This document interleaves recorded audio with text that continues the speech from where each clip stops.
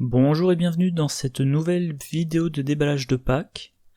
Aujourd'hui, le pack d'investigateurs Stella Clark. Comme j'ai dit dans ma vidéo précédente que j'ai enregistrée plus tôt aujourd'hui et qui sera normalement diffusée avant celle-ci, première fois que FFG sort des packs investigateurs, donc première fois que je les commente, et le format est un peu difficile, ça fait de longues vidéos. C'est difficile de parler des cartes séparément vu qu'elles sont pensées pour être jouées ensemble, enfin dans le cadre d'un deck préconstruit. Donc voilà, je fais de mon mieux, on verra ce que ça donne.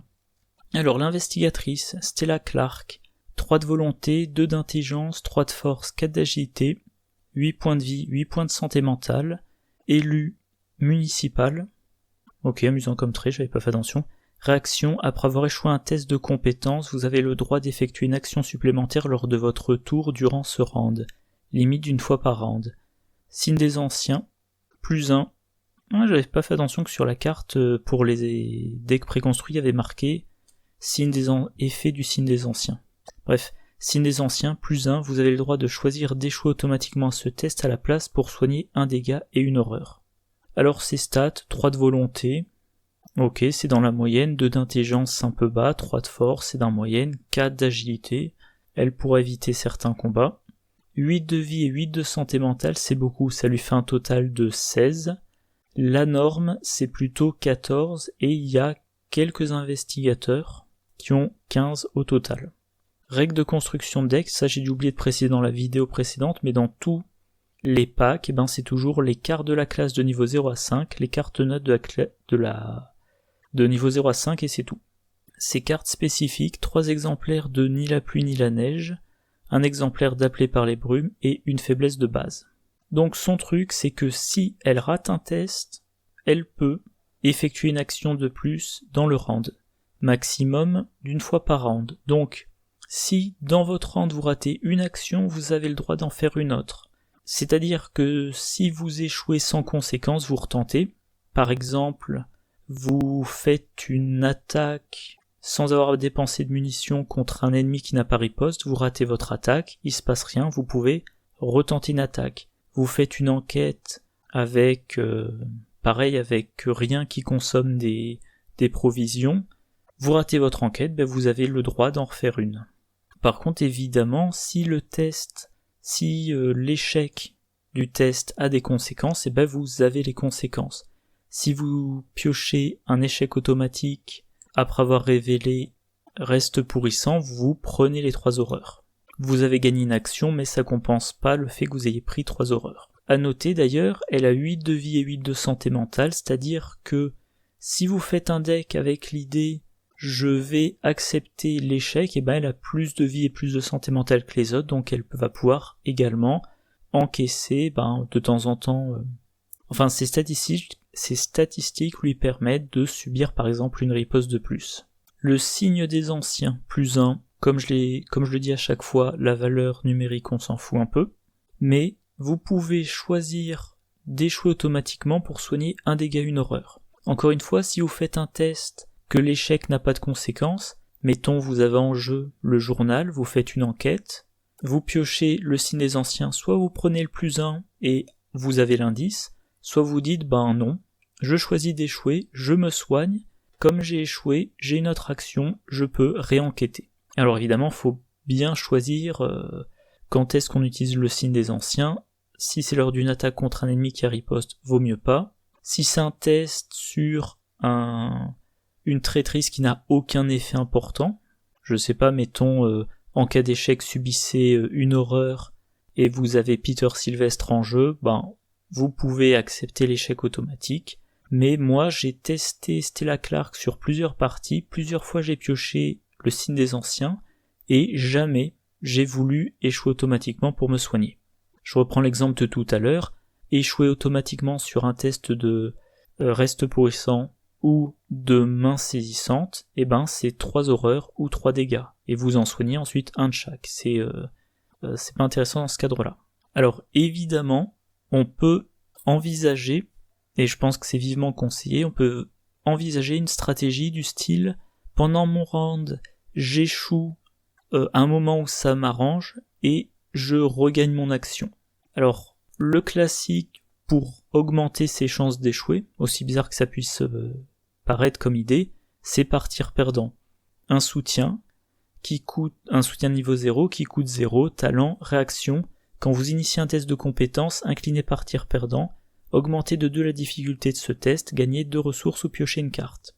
Encore une fois, le meilleur exemple de test sans conséquence, c'est quand on enquête et qu'on ne consomme rien.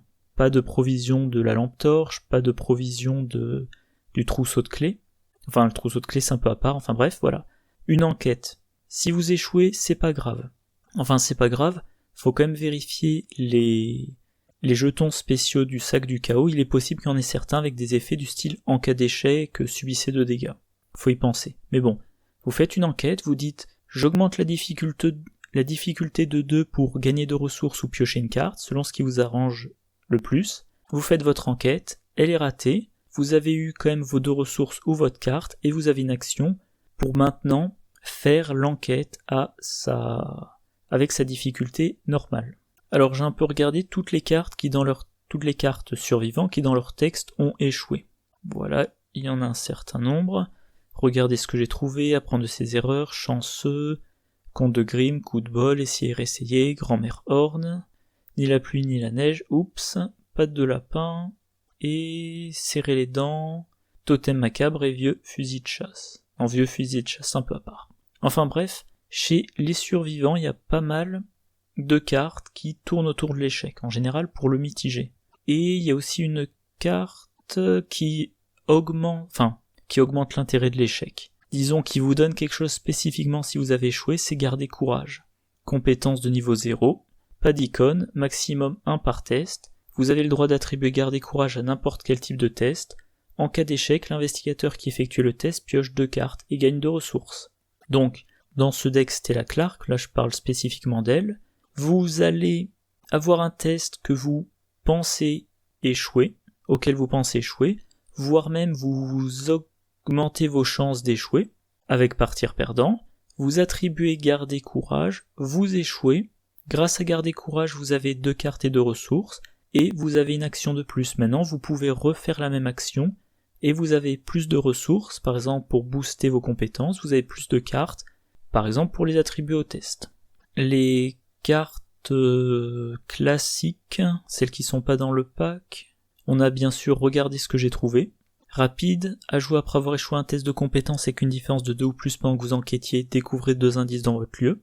Donc là éventuellement, vous pensez rater l'enquête, mais vous allez à la place trouver 2 indices, mais il y a une fenêtre, on va dire une fenêtre de tir assez étroite, une différence de 2 ou moins. C'est pas simplement avoir échoué, il faut avoir échoué mais de peu. On a, voilà, rapide, après avoir échoué un test de compétence avec une différence de 2 ou moins pendant que vous attaquez un ennemi engagé avec vous. Infligez les dégâts de cette attaque à un autre ennemi dans votre lieu. Alors la version de niveau 2, il n'y a pas le autre ennemi.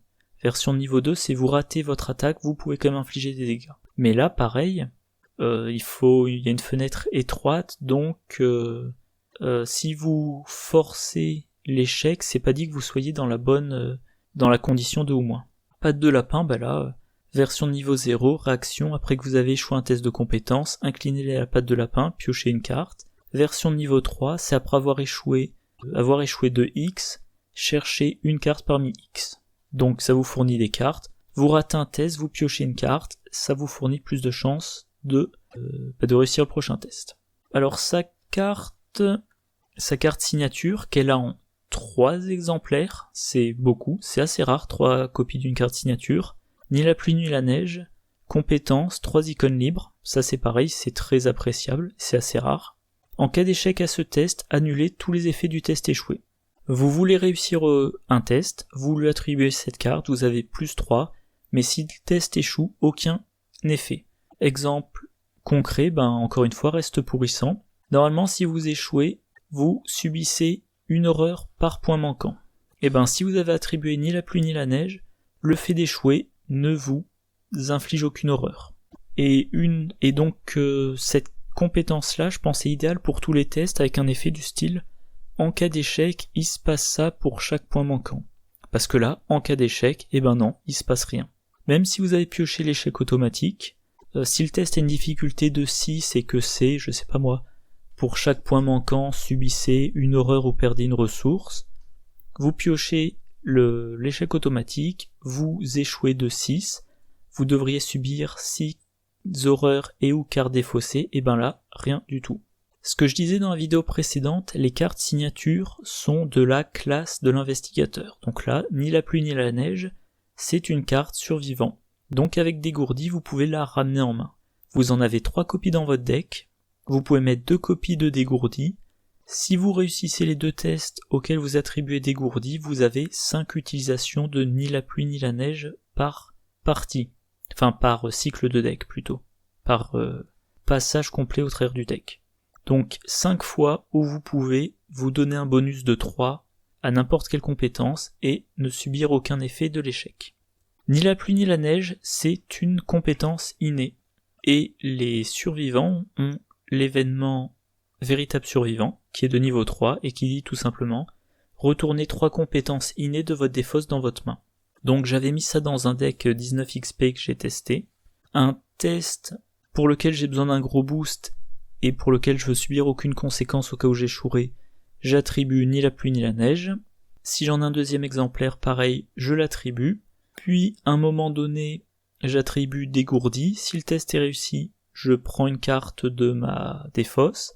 Et ensuite, je joue véritable survivant. Je ramène dans ma main 2 copies de ni la pluie ni la neige, une copie de Dégourdi, et la copie de Dégourdi me permettra de récupérer véritable survivant.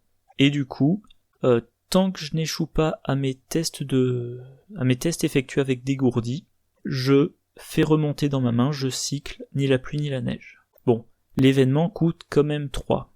Mais il y a la carte, je vais pas la rappeler ici je pense, il y a la carte livre à vous-même qui diminue de 2. Donc là, véritable survivant passerait à un coût de 1, et vous pouvez théoriquement faire le cycle une fois par round. Vous sacrifiez votre ressource pour à chaque round avoir vos 2 ni la pluie ni la neige. Autre carte importante, le totem macabre de niveau 3. Donc un accessoire qui coûte 2. Objet charme béni.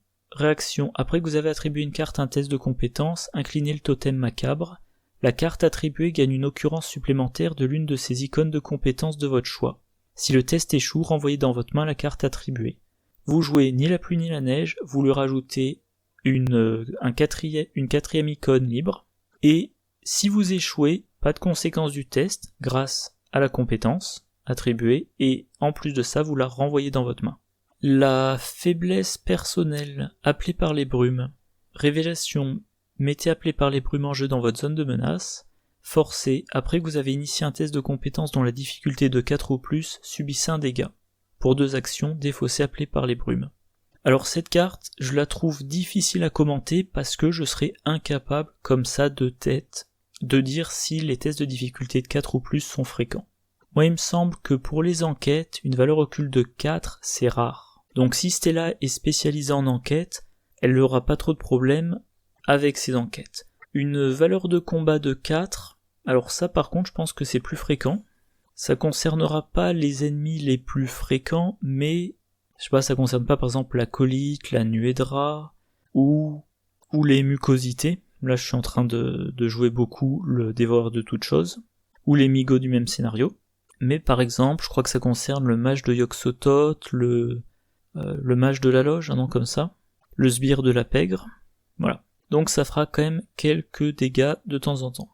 Bien évidemment, le plus gros problème, c'est si dans votre deck vous avez mis partir perdant comme générateur de pioches, de ressources et d'échecs. Parce que vous ne pouvez plus, à moins d'accepter de vous prendre plein de dégâts, vous ne pouvez plus dire j'augmente la difficulté de mes tests pour avoir ma 4e action, les effets de partir perdant et les effets de garder courage. Alors évidemment, là je vais pas rajouter encore un onglet, mais si vous avez la carte Jessica Hyde dans votre deck, à la fin de chacun de vos tours, elle se soigne d'un dégât.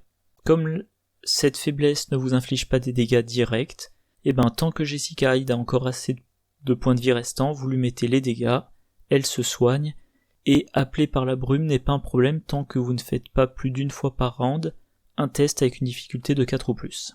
Alors la carte faiblesse non personnelle, c'est Atikiphobie, je pense que ça se prononce comme ça, et si je me souviens bien, d'après Wikipédia, c'est la peur excessive de l'échec, de mémoire.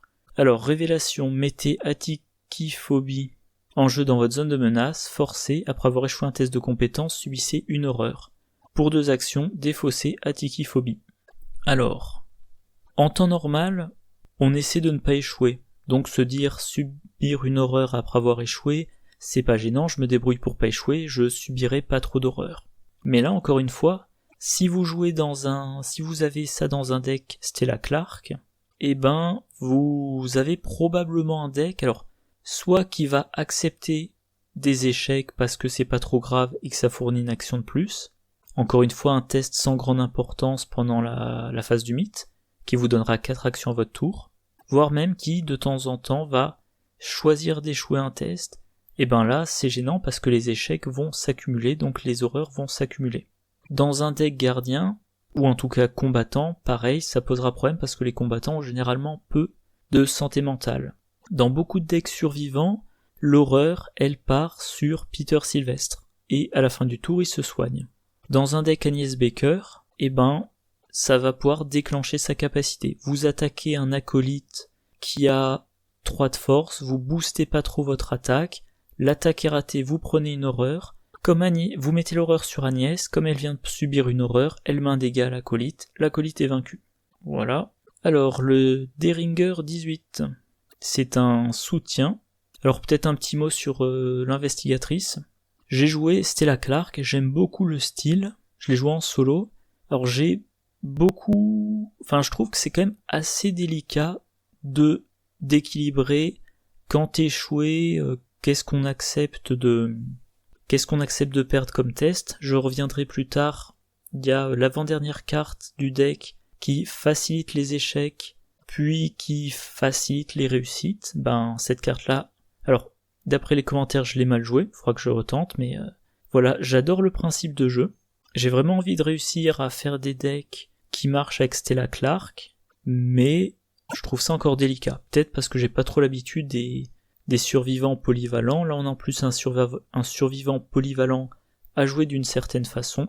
Voilà. Donc, très intéressant, mais pour moi encore assez délicat.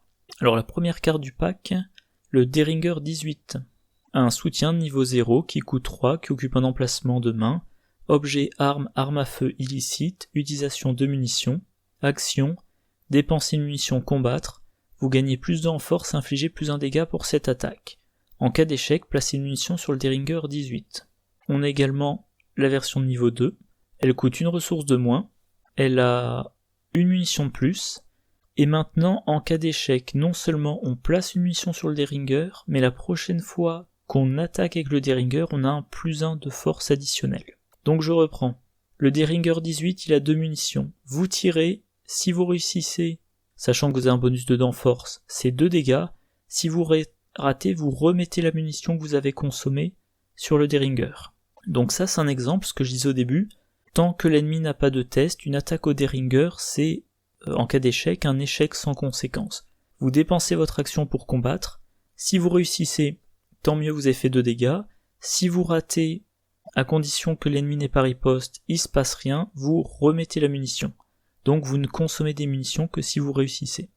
Et le Deringer 18 amélioré, c'est même encore mieux parce que non seulement vous ne dépensez une munition de plus, premier point, deuxième point, vous remettez les munitions en cas d'échec, donc encore une fois, avec 3 munitions vous avez le droit à 3 tirs réussis, mais en plus de ça, après avoir échoué, la prochaine fois qu'on réeffectue cette action de combat, on a un +1 force additionnel. Donc on a un tir à +3 en force. Voilà, arme très sympathique, mais quand même le problème des 3 munitions.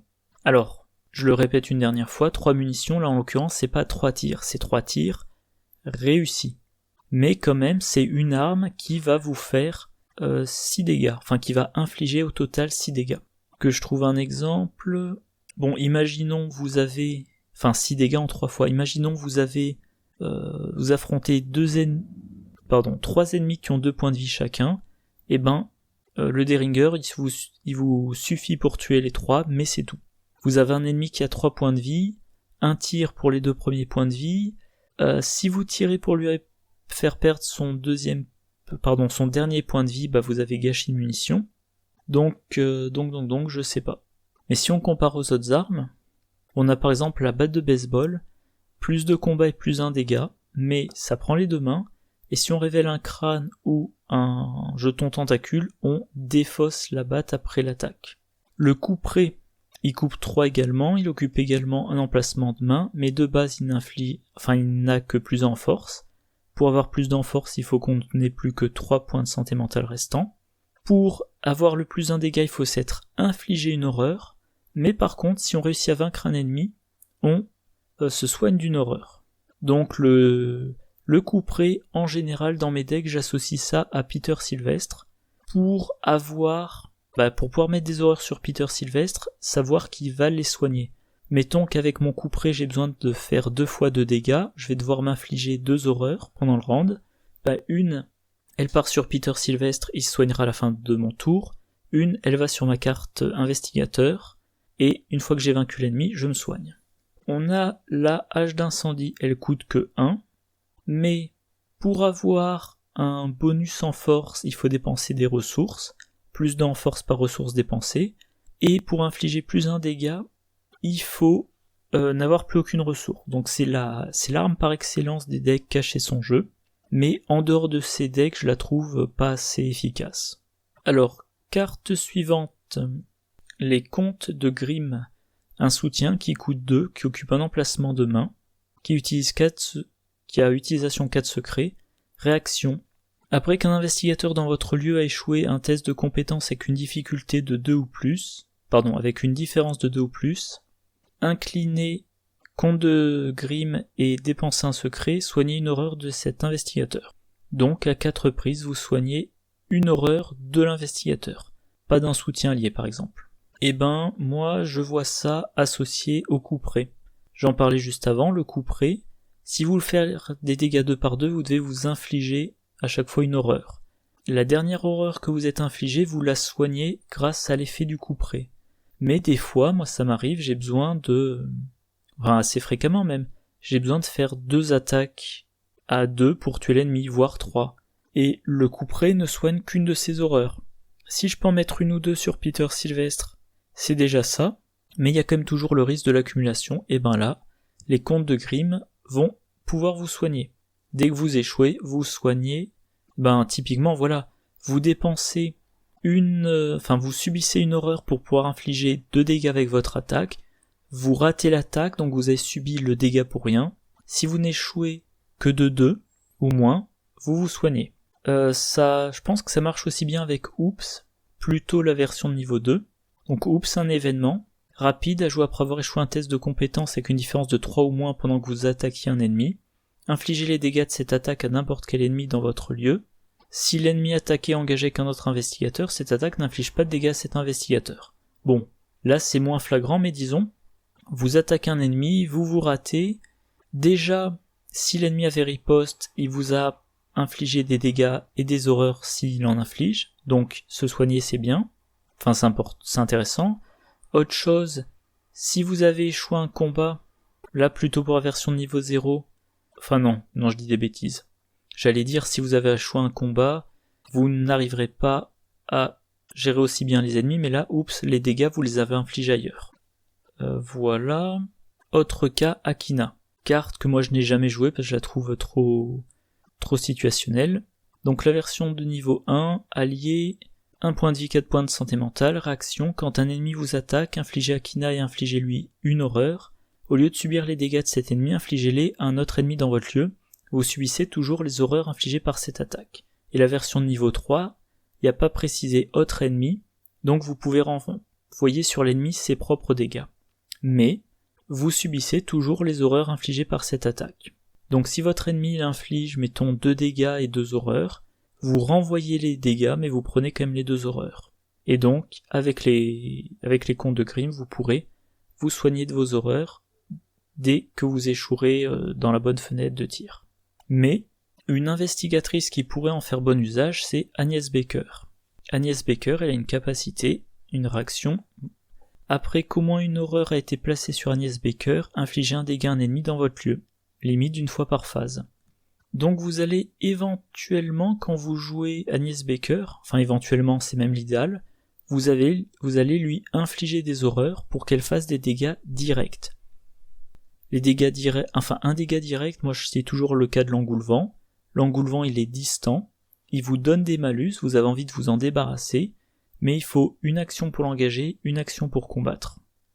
Vous avez Agnès Baker dans le lieu, vous lui infligez une horreur, par exemple avec, je crois que c'est analgésique, ou avec machin secret, connaissance interdite, non? Quelque chose comme ça? Connaissance secrète.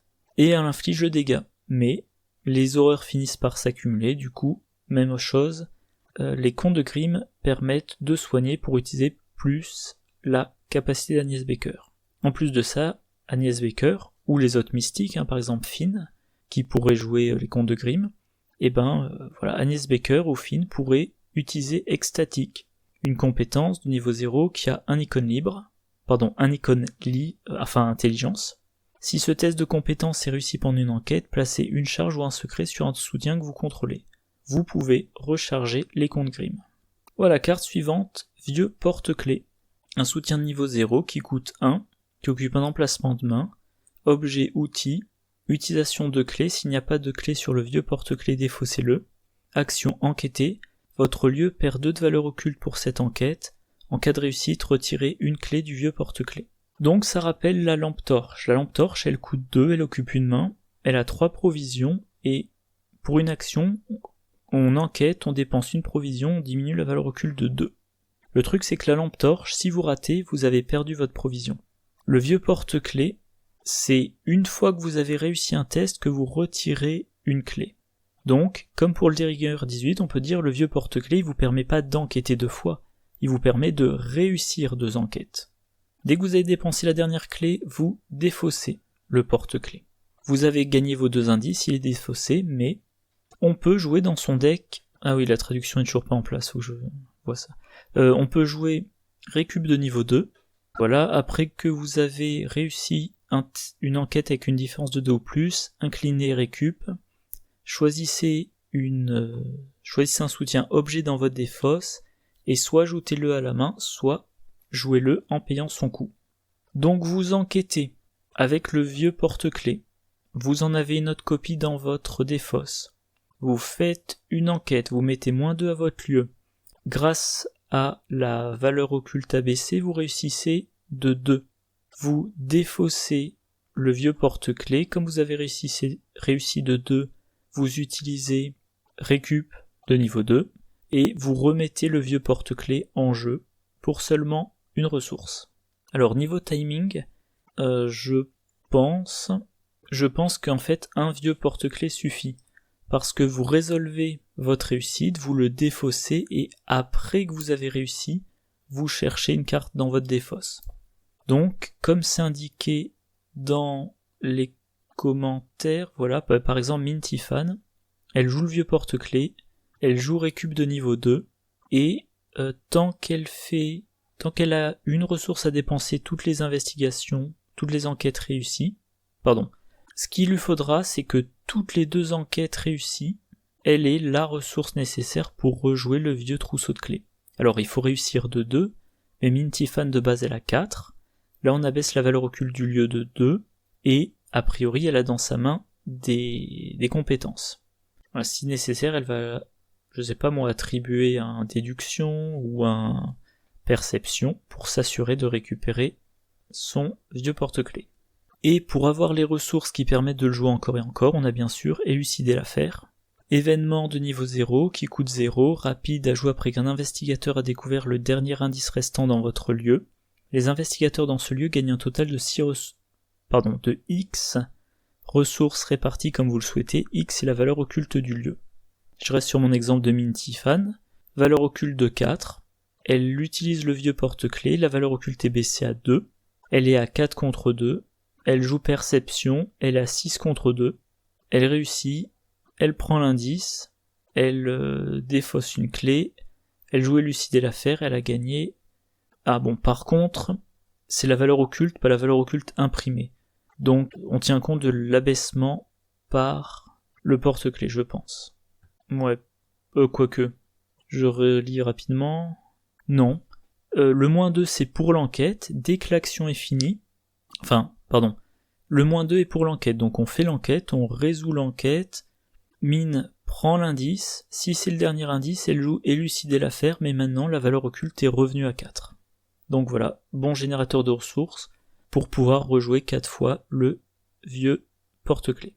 Carte suivante, Grand-mère Horn. Un soutien de niveau 0 qui coûte 4, qui occupe un emplacement d'allié, trait allié, vous gagnez plus 1 en volonté. Réaction, quand un investigateur dans votre lieu devrait échouer un test de compétence, inclinez Grand-mère Horn. Cet investigateur échoue avec une différence de 1 en plus ou de 1 en moins. Et j'ai oublié, elle a 1 point de santé, 3 points de santé mentale. Alors oui, je vais parler tout de suite de cette carte par rapport à la version améliorée. Alors plus 1 de volonté, ok, mais surtout là, ce qu'il y a c'est quand on devrait échouer, on échoue avec une différence de 1 en plus ou de 1 en moins, mais on échoue toujours. Si vous avez échoué de 1, vous pouvez échouer de 1 de moins, donc vous échouez de 0, mais vous échouez toujours. Par contre, pour tous les effets, pour chaque point d'échec, et comme vous échouez de 0, il se passe rien. Et ça va être très intéressant pour les cartes qui ont un texte du genre si vous échouez avec une différence de 2 ou moins, ou 3 ou moins. Par exemple, regardez ce que j'ai trouvé. À jouer après avoir échoué un test de compétence avec une différence de 2 ou moins pendant que vous enquêtiez. Si vous avez échoué de 3, grâce à Grand-mère Horn, vous dites non, j'ai échoué que de 2, donc je peux jouer, regardez ce que j'ai trouvé. Ah, j'avais mis la carte en grand ici. Bon.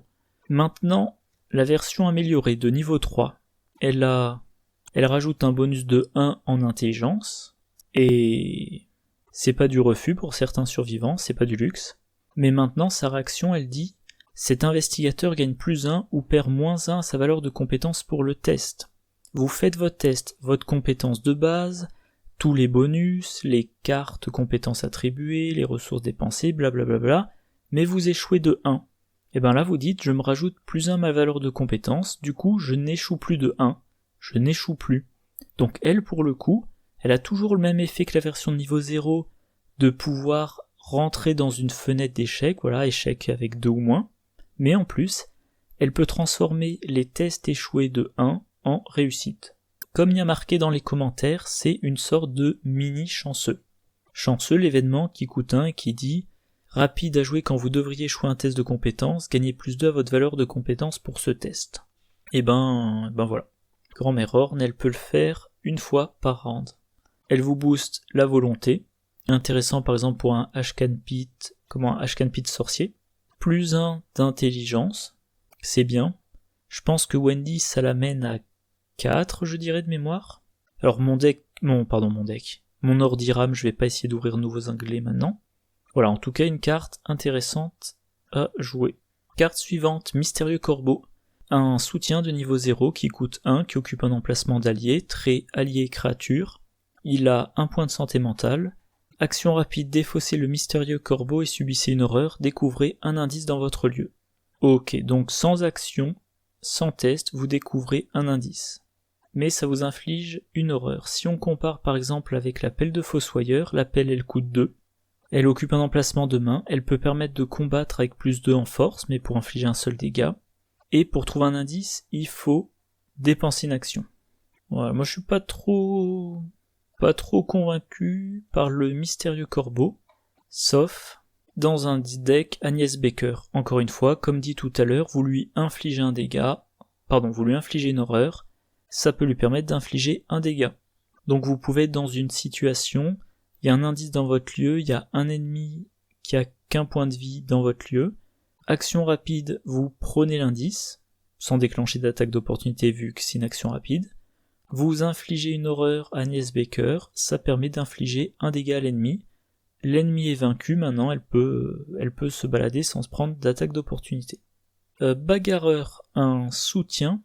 Alors, les talents comme ça, je crois qu'il y en a un. Non, il n'y en a pas un dans chaque pack, mais il y en a plusieurs en tout cas. Peut-être 3 ou 4. Là, on a bagarreur. Soutien niveau 0 qui coûte 2. Talent, action rapide, dépensez une ressource, vous gagnez plus plus 1 en force ou plus 1 en agilité pour ce test de compétence. On avait avant la version de niveau 3 qui est un permanent et qui a le même effet. Un permanent qui donc ne coûte aucune ressource. C'est vrai que je joue pas très fréquemment les survivants, mais je n'ai jamais eu envie de jouer bagarreur. C'est une ressource pour un plus 1, c'est... Alors je dirais pas que c'est cher payé, c'est comme les talents de la boîte de base, mais justement, c'est pas mieux que les talents de la boîte de base. Alors qu'il y a plein d'autres trucs qui sont sortis. L'argument en général pour cette carte, c'est de dire que ça peut permettre de dépenser les ressources dans un deck caché son jeu. Mais si vous avez des ressources à dépenser, enfin dans un deck caché son jeu, a priori pour le combat, vous avez l'âge d'incendie, qui là vous donne un plus d'enforce pour une ressource. Donc dans un deck caché son jeu, ça serait pour l'agilité, mais vous avez peut-être d'autres cartes plus intéressantes. Donc bagarreur, je suis pas fan en permanent, et alors en non permanent, encore moins. Ah oui voilà, dans la boîte de base, le talent se surpasser, c'était des bonus en volonté ou en agilité. Là, c'est force ou agilité, donc orienté plutôt gestion d'ennemis. Dans ce pack-là, on a volonté de survivre de niveau 0. Encore une dépréciation. Je suis à chaque fois perturbé par l'image, je trouve ça bizarre. Bref, voilà, donc un événement niveau 0 qui coûte 4 et esprit. Ça peut entrer dans un deck, comment il s'appelle déjà, Calvin White. Rapide à jouer uniquement lors de votre tour. Ne révélez pas de pion KO pour le prochain test de compétence que vous effectuez à ce tour. Donc on P4, on pioche pas de jetons. Si on fait ça, c'est parce qu'on sait que ne pas piocher de jetons fera réussir notre test. Et ben voilà, le test est réussi.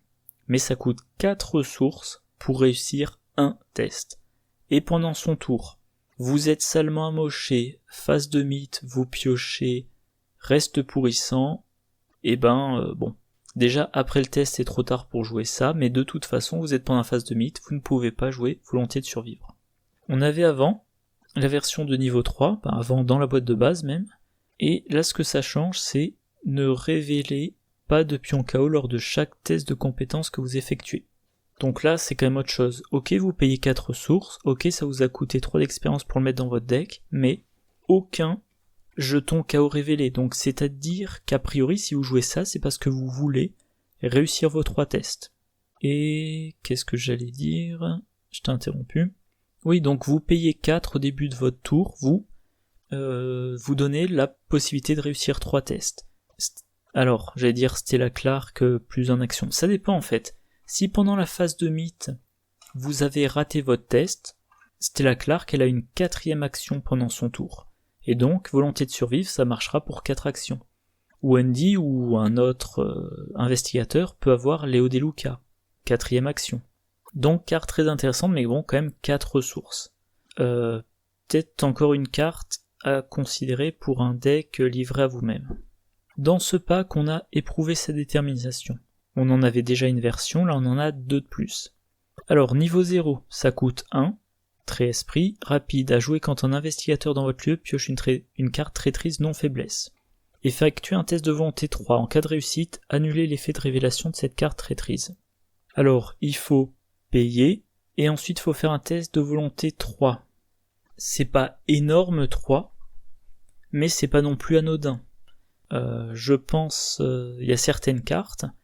La version qui demande de faire un test avec une difficulté de 1, je l'ignore parce que il y a une possibilité de rater, mais la version qui demande de faire un test avec une difficulté de 0 m'intéresse. Là, la difficulté est de 3. Alors certes, on annule l'effet de révélation de la carte, qui n'est pas forcément tout l'effet de la carte. Voilà, mais il faut quand même réussir le test, donc à réserver pour les investigateurs avec une bonne volonté. Éventuellement Mintifan, qui grâce à curiosité peut passer à 7 en volonté. On avait dans le serment indicible la version à 1 XP. La différence, c'est qu'il n'y a pas de test, mais on bannit la carte. C'est-à-dire que vous avez dépensé 1 XP pour la mettre dans votre deck, si vous l'utilisez, elle est bannie. Pour la remettre dans votre deck, c'est 1 XP. Sur toute une campagne, potentiellement, cette carte-là vous coûte 7 XP. 1 XP pour l'acheter, 6 pour la racheter. L'effet est très intéressant, mais sur le long terme, ça coûte en expérience. Et dans le pack Stella Clark, on a la version de niveau 2, maintenant elle ne coûte plus aucune ressource, ce qui est bien, Pas de mince, j'aurais aimé garder une ressource pour jouer telle carte en urgence. Et là, l'annulation est automatique. Par contre, après l'annulation, on fait un test de volonté 3. Et c'est en cas d'échec qu'on bannit et prouve sa détermination. Donc, on résume. Niveau 0, c'est pas garanti qu'on annule. Niveau 1, c'est garanti qu'on annule, mais il faudra racheter la carte. Niveau 2, c'est garanti qu'on annule, mais c'est pas certain qu'on n'aura pas besoin de racheter la carte. Donc si vous étiez déjà amateur de la version à 1 XP, pour 1 XP de plus, non seulement ça vous coûte une ressource de moins, mais en plus il y a la possibilité que la carte ne soit pas bannie. Éventuellement, vous ne boostez pas le test et vous dites de toute façon j'ai l'habitude de racheter la carte, sauf que maintenant forcément, comme elle coûte 2 XP à chaque fois que vous la rachetez, c'est 2 XP, soit vous prévoyez de booster votre test. La carte est toujours accessible à Mintifan, pour ne pas voir la bannir. Et plus probablement, vous réussirez de temps en temps le test, de temps en temps vous échouerez, donc du coup vous devrez la racheter, mais pas à chaque fois, pas à chaque utilisation. Moi la carte me fait toujours penser à, alors en français c'est Au-delà du voile je crois, cette traîtrise, une des raisons pour lesquelles je n'aime vraiment pas la campagne de Dunwich, qui dit « Révélation placée au-delà du voile en jeu dans votre zone de menace, blablabla, et ce qu'il y a c'est quand votre deck est vide, vous subissez 10 dégâts. » C'est-à-dire qu'il y a des parties, vous avez pioché ça, et vous dites dès que mon deck est vide, vu les cartes que j'ai en jeu, j'ai perdu. Si quand c'est révélé, par n'importe qui, il n'y a pas péril, quelqu'un peut jouer tester sa volonté, éprouver sa détermination, pas de risque de subir les 10 dégâts. Alors, c'est l'effet révélation, donc vous avez quand même le renfort. Serrer les dents. Ah ça, j'aime bien ces illustrations. C'est une carte. Sur l'illustration, il y a marqué avec qui la jouer. Sur l'illustration, il y a Stella Clark. Donc un événement de niveau 0 qui coûte 1. Ah oui, au passage, je vois, il n'y a pas les flèches carte précédente, carte suivante. La carte précédente, voilà, éprouver sa détermination, c'est la 13e du pack, il n'y a pas de carte suivante. Ensuite on passe à la 15e, donc Arkham DB n'affiche pas la 14e parce que c'est une carte qui existait déjà. Comme moi je fais mes déballages de boîtes, packs, boosters, etc. à partir d'Arkham DB, je parle de tout ce qui... j'utilise le site Arkham DB, donc je ne suis pas allé rechercher les pages des cartes. Sachant que si c'était des cartes qui existaient déjà, je les ai déjà commentées il y a longtemps. Je pourrais mettre au goût du jour, mais je m'en suis dispensé. Voilà, ça c'est un truc que j'avais pas précisé dans la vidéo précédente. Alors, donc, serrer les dents. Événement de niveau 0 qui coûte 1, un icône libre, trait esprit. Rapide à jouer après avoir échoué un test de compétences, vous gagnez +1 à chacune de vos compétences pour le reste du round. C'est très bien. Vous avez échoué, ça pose un problème de tempo d'échouer, la plupart du temps, et en vous donnant +1 à chacune de vos compétences, vous augmentez vos chances de réussir vos tests et vous limitez les risques de ramer, de bloquer, parce que vous échouez. Alors ça fait un peu penser à apprendre de ses erreurs, qui disait rapide à jouer après qu'un test de compétences auquel vous avez échoué se termine, effectuez à nouveau ce test, vous gagnez +2 à votre valeur de compétence pour ce test. Par contre, différence importante, serrer les dents ne vous fait pas rejouer le test. Vous avez dépensé votre action, c'est fini. Apprendre de ses erreurs, vous dépensez l'action, vous faites le test, c'est raté, vous le refaites avec la même action. Mais serrer les dents, c'est sur toutes les actions du round. Ou même, je dis toutes les actions, tous les tests du round. Donc si vous échouez pendant la phase de mythe, c'est valable pour tous vos tests pendant votre phase d'investigateur et pour toute la phase d'entretien éventuellement. Par exemple, si vous faites une attaque au couteau de survie. Si vous jouez Stella Clark, comme vous avez échoué, vous avez une 4e action. Donc voilà, vous avez 4 actions avec +1. Wendy qui joue Léo DeLuca, pareil, elle a 4 actions. Et je vois rien de plus à dire. Voilà. Alors, dans les échos du passé, on avait le précieux souvenir de niveau 0. Emplacement d'accessoires, 2 points de santé mentale. Voilà, du tampon à horreur. Là, on a, pour 1 XP de plus, il a 2 points de santé mentale de plus. Par contre, quand il est vaincu par les horreurs, on le bannit. Quand il se prend sa 4e horreur, il est banni. Par contre, si vous avez un effet qui vous fait le défausser, ou qui vous le fait remonter en main, ou remélanger dans votre deck, peu importe, c'est pas vaincu, c'est pas banni. Du coup, cette carte, elle rappelle l'amulette du signe des anciens de la boîte de base. 2 ressources, 3 points d'expérience et 4 horreurs, mais pas bannis. Donc, à voir, est-ce que l'amulette du signe des anciens, vous avez les 2 ressources pour la payer? Est-ce que vous pensez que le précieux souvenir sera banni 2 fois? S'il est banni 2 fois, vous devez le racheter 2 fois et au final vous payez 3 XP, autant qu'avec l'amulette du signe des anciens. Si il est banni 3 fois, maintenant ça vous coûte 4 XP. Mais vous avez économisé en ressources. Voilà. Dans la boîte de base, on avait le manteau de cuir. Soutien niveau 0 qui occupe un emplacement de corps qui coûte 0, je crois que je l'avais pas dit. 2 points de vie. Traits, objets et armure, donc voilà, du tampon pour 2 dégâts. Dans ce pack-là, on a du tampon pour 4 dégâts, mais quand il est vaincu par les dégâts, on l'exile, ce qui rappelle le gilet pare-balles de la boîte de base, qui était un peu qui était même complètement le pendant de l'amulette du signe des anciens. 2 ressources, 3 XP, 4 points de vie. Alors, ces améliorations-là, moi j'ai tout de suite pensé à Yorick parce qu'il ne devrait pas les jouer. C'est-à-dire que William Yorick, il a une capacité, après que vous avez vaincu un ennemi, jouer un soutien depuis votre pile de défausse en payant son coût, limite d'une fois par round. Donc dans son deck, on veut, alors moi je l'ai très peu joué, mais c'est quand même un coup classique, de mettre dans son deck des soutiens qui ont un coût très faible, et qui vont finir d'une façon ou d'une autre à la défausse. Tiens, j'aurais dû parler de lui pour le vieux porte-clés d'ailleurs, vu qu'une fois que le vieux porte-clés est défaussé, William Yorick pourra le ramener en jeu. Mais bref, voilà, dans des decks William Yorick, le précieux souvenir et le manteau de cuir, c'était classique.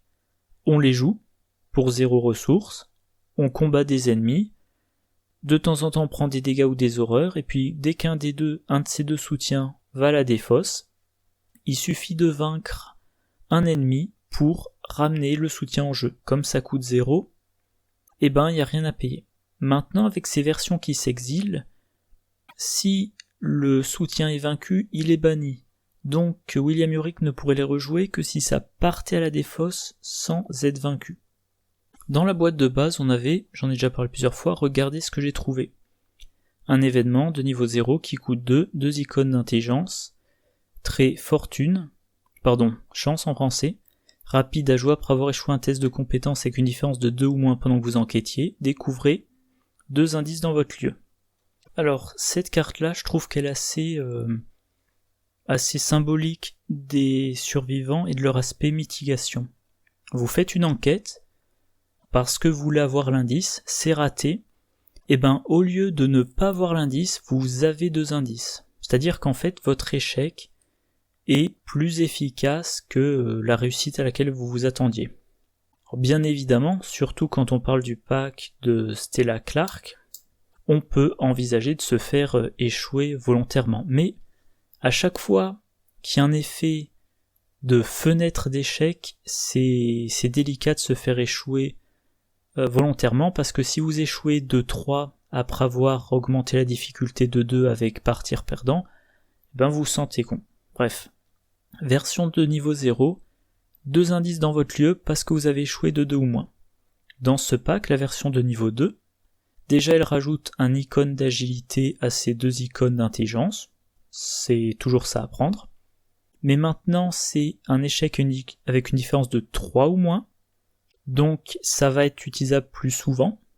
Si votre lieu a une valeur occulte de 3, avant, vous faisiez votre test, si vous aviez un jeton avec un gros modificateur, ou l'échec automatique, vous disiez, ma compétence est réduite à 0, la difficulté de 3, j'ai raté de 3.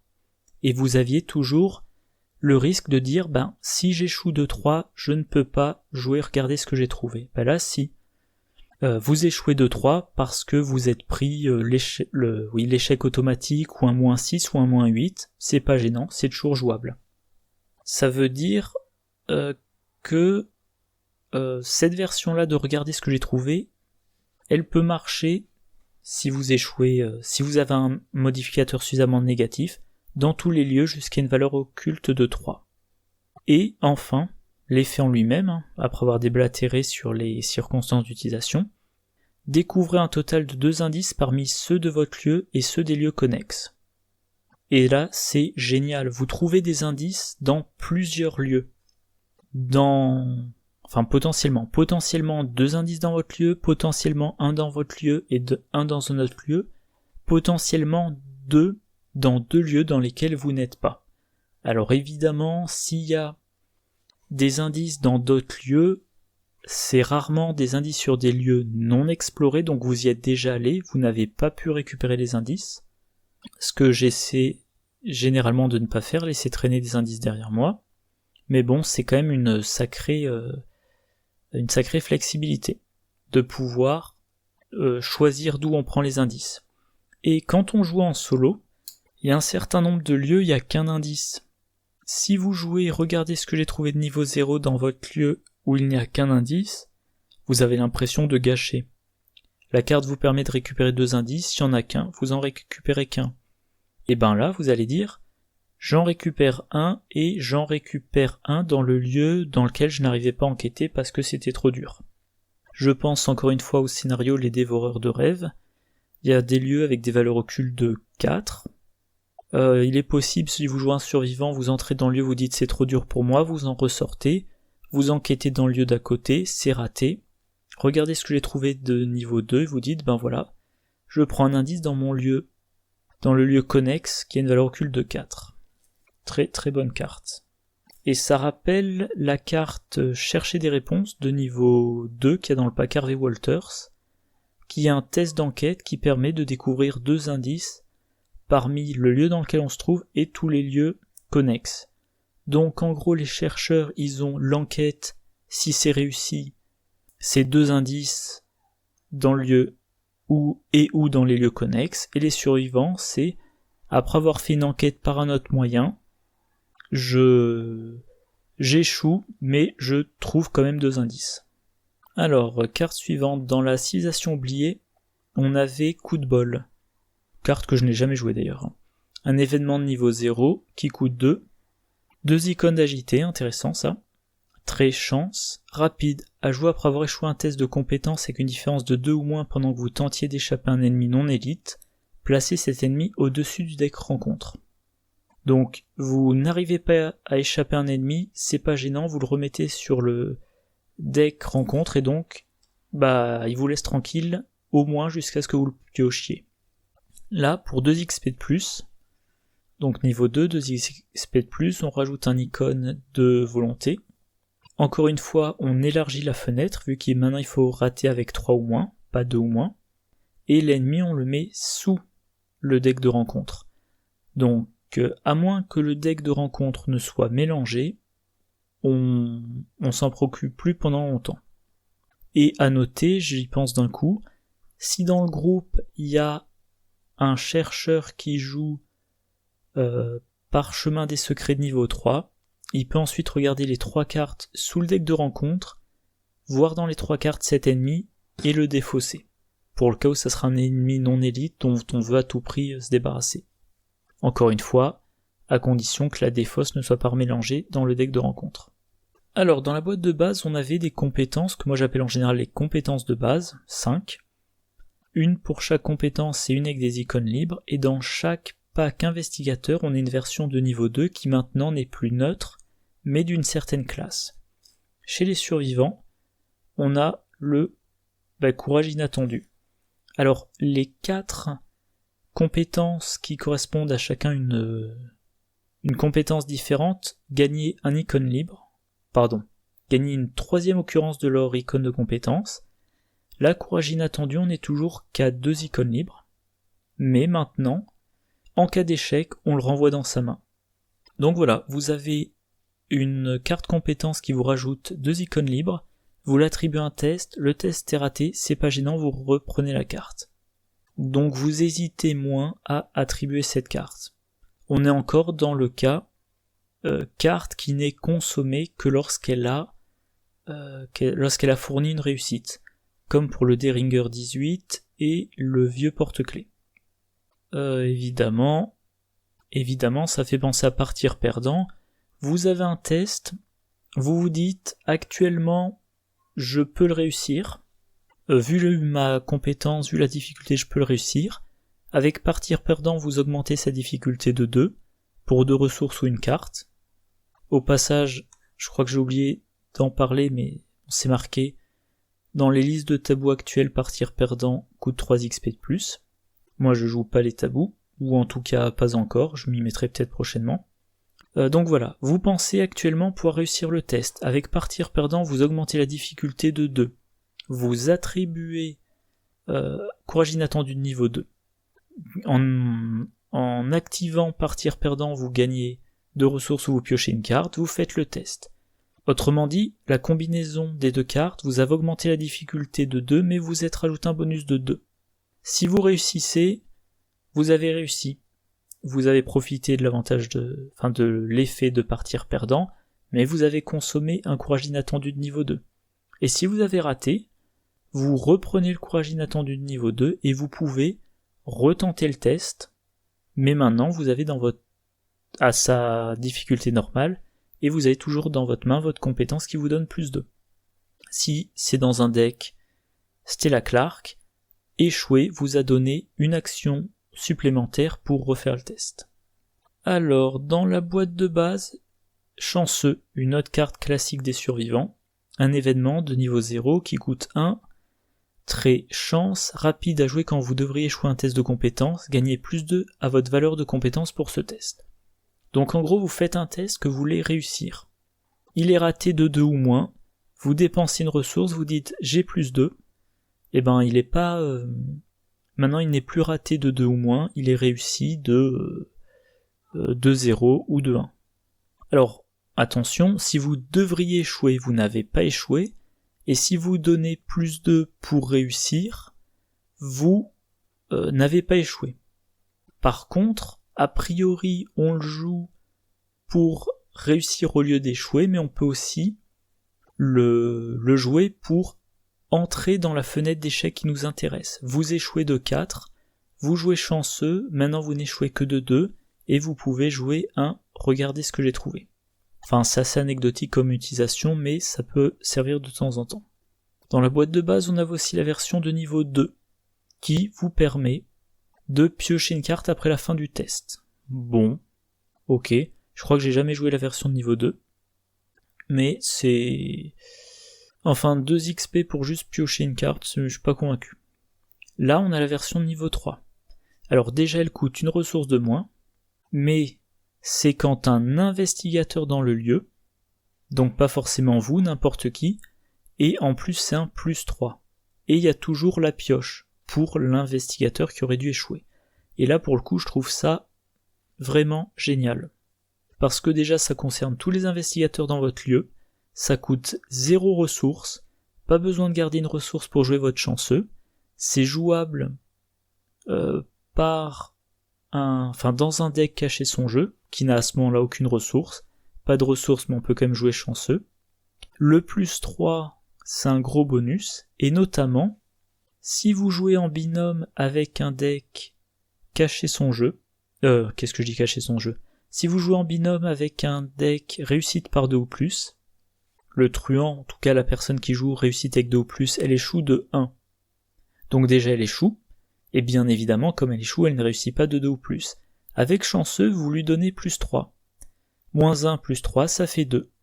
Donc déjà, elle n'a pas échoué, mais en plus elle peut déclencher tous ses bonus de réussite par 2 ou plus, elle peut remettre ses 2 opportunistes dans sa main, elle peut piocher une carte avec l'étui à cigarette porte-bonheur, gagner une ressource avec le Mother, etc., etc. Alors par contre, si elle réussit de 0, chanceux n'est pas jouable, vu que c'est quand il devrait échouer. Mais ça transforme un très léger échec, un échec de 1, en réussite avec 2.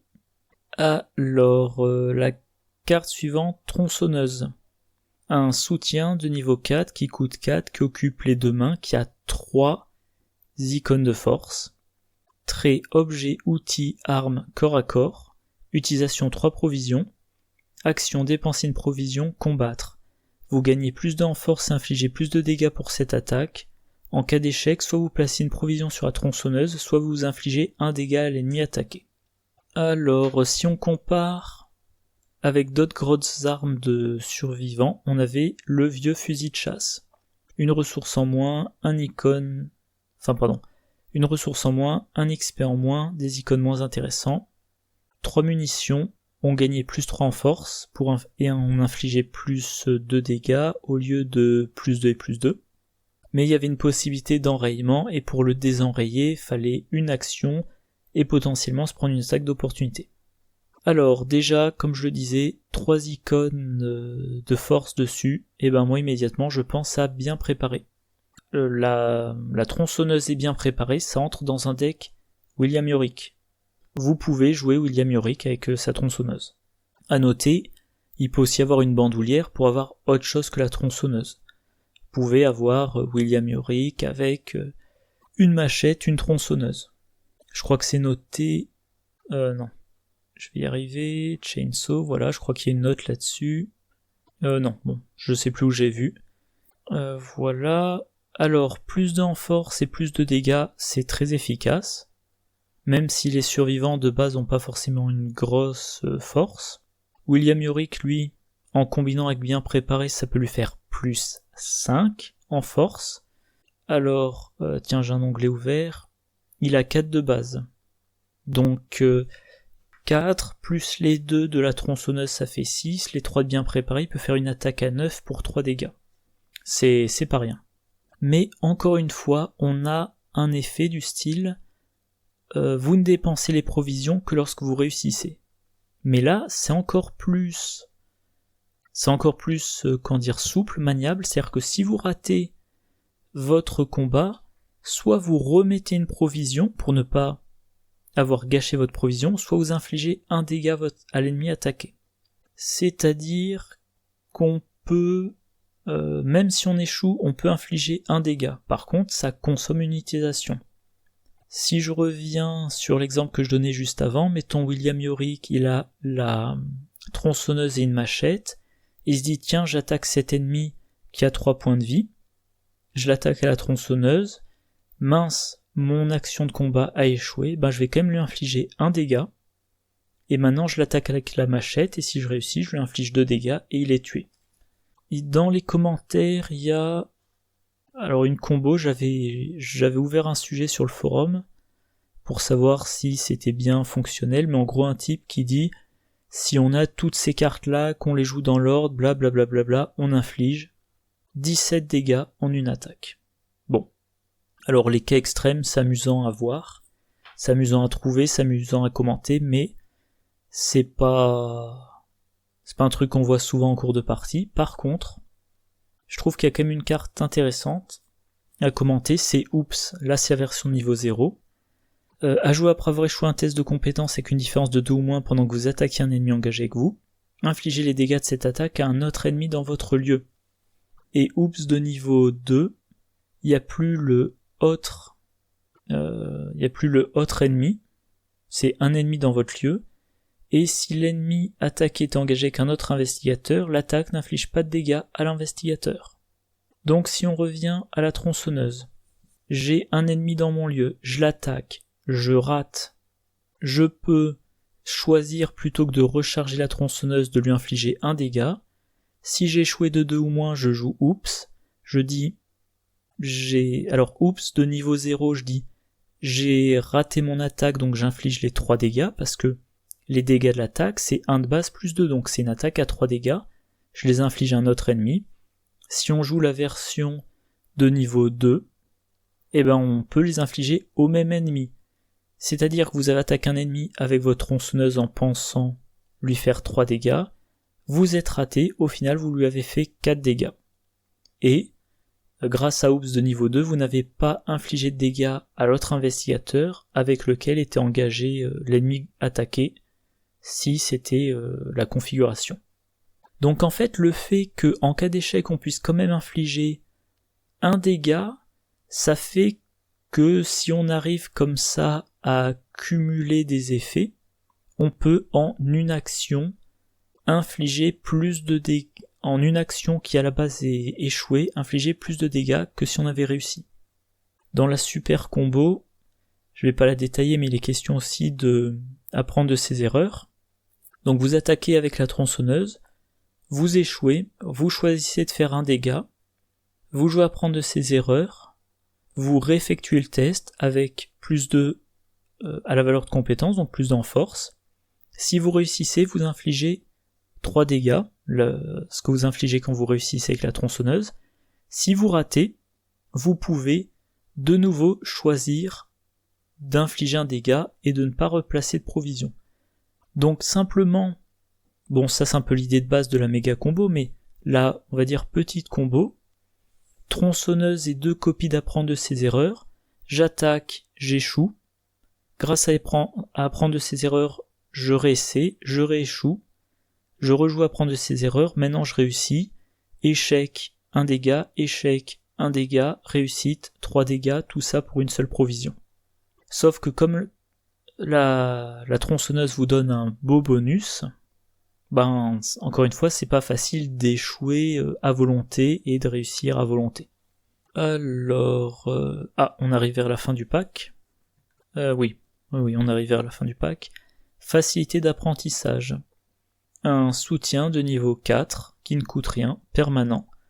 Avant ou après votre première action de chacun de vos tours, la difficulté de chaque test que vous effectuez augmente de plus 1. Pendant ou après votre troisième action de chacun de vos tours, la difficulté de chaque test que vous avez effectué diminue de 1. Alors moi, quand j'ai joué cette carte, je pensais que les tests avant ou pendant la première action, ça incluait également ce qui était avant son tour, donc la phase de mythe. J'ai lu les commentaires, ça a été clarifié par le concepteur, Matt Newman. Ça concerne uniquement le tour, donc ça concerne uniquement le test lors de la première action. Cette carte-là, elle vous dit, votre première action, le test que vous effectuez, si vous en effectuez un, sa difficulté est augmentée de 1. Par contre, votre troisième test, la difficulté est diminuée de 1. Et si vous avez d'autres... Enfin, votre troisième test. Le test de votre troisième action, la difficulté est diminuée de 1. Si vous avez une quatrième action, la difficulté est diminuée de 1. Une cinquième action, difficulté diminuée de 1, etc., etc. Donc là, clairement, ça rentre super bien dans un deck Stella Clark. Moi, j'ai eu du mal à le jouer, mais j'appliquais l'augmentation de difficulté à la phase de mythe, donc ça m'arrangeait pas, c'était vraiment pas en ma faveur, du tout. Donc voilà, l'idée, dans un deck, on va dire dans un deck standard, il suffit, entre guillemets, de ne pas faire de test pendant sa première action. Le test de la première action, ou le test à faire au début du tour, mais avant sa première action, est plus dur, il suffit de pas en faire. Et à partir de la troisième action, c'est plus facile. Donc on va, par exemple, essayer de consacrer ses premières actions de tour au déplacement. Première action, je me déplace. Deuxième action, dans le lieu, je fais une enquête, sans modificateur à la difficulté. Troisième action, je fais une nouvelle enquête, la difficulté est diminuée de 1. Dans un deck Stella Clark, ou dans n'importe quel deck qui va utiliser les cartes du pack Stella Clark pour jouer la mitigation de l'échec, ça devient je me débrouille pour échouer à mon premier test. Typiquement, j'augmente la difficulté avec partir perdant. C'est échoué. Si je joue Stella Clark, j'ai ma quatrième action, et la difficulté diminuée de 1, ça marchera pour 2 actions. Voilà, je trouve la carte très intéressante, mais un peu dure à manier, même si le fait que ça ne s'applique pas pendant la phase de mythe la rend beaucoup plus intéressante, parce que, moi quand je la jouais, je me disais, maintenant reste pourrissant, c'est une difficulté de 4. Non, ça change pas. Et je sais pas, j'ai pas grand chose de plus à dire. Dernière carte du pack, déjà vue. Alors ce qui est amusant, c'est que déjà vu, que les Anglais utilisent tel quel, il y a comme illustration l'illustration du chat errant. Alors peut-être un peu modifié, je pense que les couleurs, c'est pas les mêmes couleurs d'yeux, ça doit pas être le même fond, mais en tout cas c'est le même chat, j'en suis quasiment sûr. Donc soutien de niveau 5. Ah oui, j'ai pas rebondi dessus, ce pack-là est le premier pack dans lequel il y a des cartes survivants de niveau supérieur à 3. Donc, c'est aussi le premier pack avec des cartes survivants que Lola Eyes ne peut pas prendre. Vu qu'elle peut prendre toutes les cartes jusqu'au niveau 3, jusqu'à présent elle pouvait prendre toutes les cartes survivantes. Maintenant, c'est plus le cas. Alors ce soutien, qu'est-ce qu'il raconte ? Permanent. Entre 2 scénarios d'une campagne, réduisez de 1 le coût en expérience de rachat des cartes pour racheter jusqu'à 3 cartes que vous avez bannies durant le scénario précédent. Ok. Alors les cartes qui peuvent être bannies. À moins que j'ai raté quelque chose... Ah ben non, j'ai pas filtré sur la classe, donc c'est tout du survivant. Plus la carte neutre, le coffre du conseil, que je n'évoquerai pas, c'est assez particulier.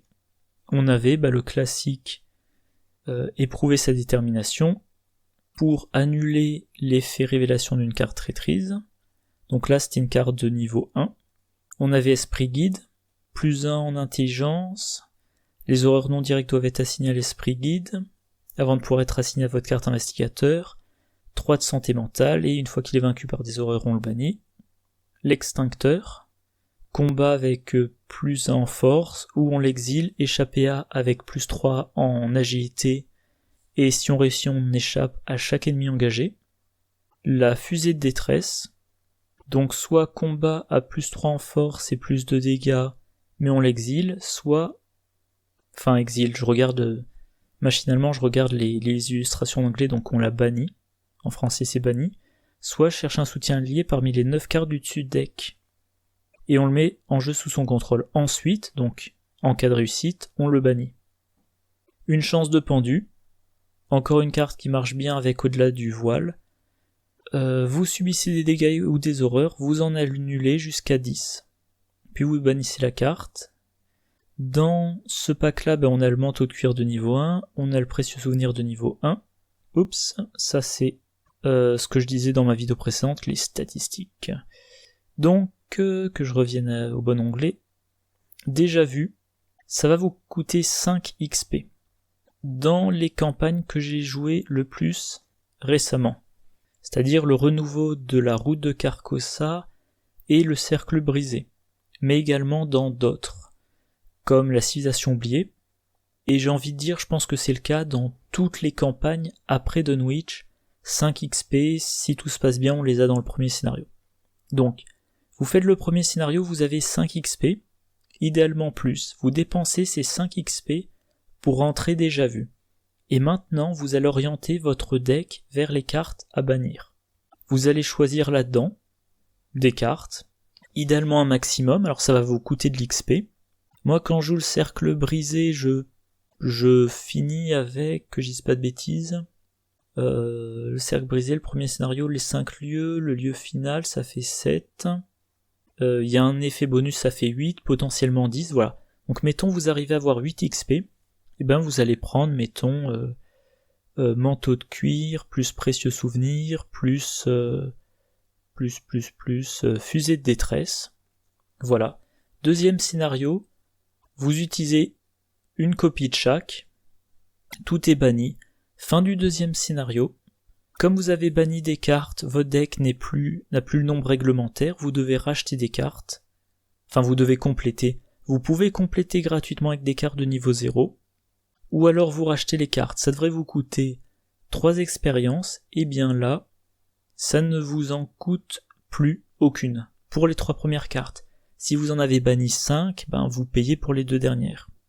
Voilà, troisième scénario, vous avez de nouveau vos cartes, éventuellement vous en avez ajouté d'autres.